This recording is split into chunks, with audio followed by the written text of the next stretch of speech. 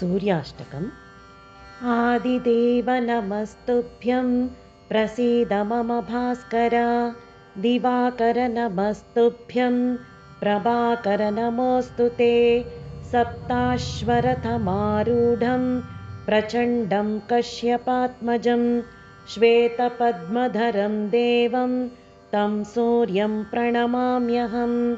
लोहितं रथमारूढं सर्वलोकपितामहं महापापहरं देवं तं सूर्यं प्रणमाम्यहं।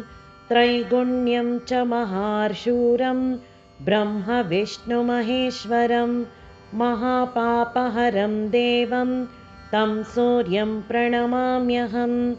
बृहितं तेजसां पूजं वायुमाकाशमेव च प्रभुं च सर्वलोकानां तं सूर्यं प्रणमाम्यहं।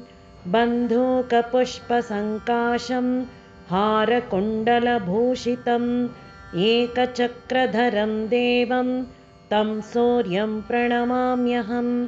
विश्वेशं विश्वकर्तारं महातेजःप्रदीपनं महापापहरं देवं तं सूर्यं प्रणमाम्यहं। तं सूर्यं जगतां नाथं ज्ञानविज्ञानमोक्षदं महापापहरं देवं तं सूर्यं प्रणमाम्यहं। सूर्याष्टकं पठेन्नित्यं ग्रहपीडाप्रणाशनम्। अपुत्रो लभते पुत्रं दरिद्रो धनवान् भवेत्।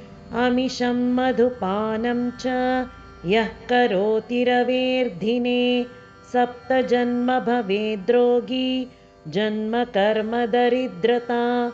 स्त्रीतैलमधुस्मांसानि हस्तैजेत्तुरवेर्दिने न व्याधिशोकदारिद्र्यं सूर्यलोकं स गच्छति।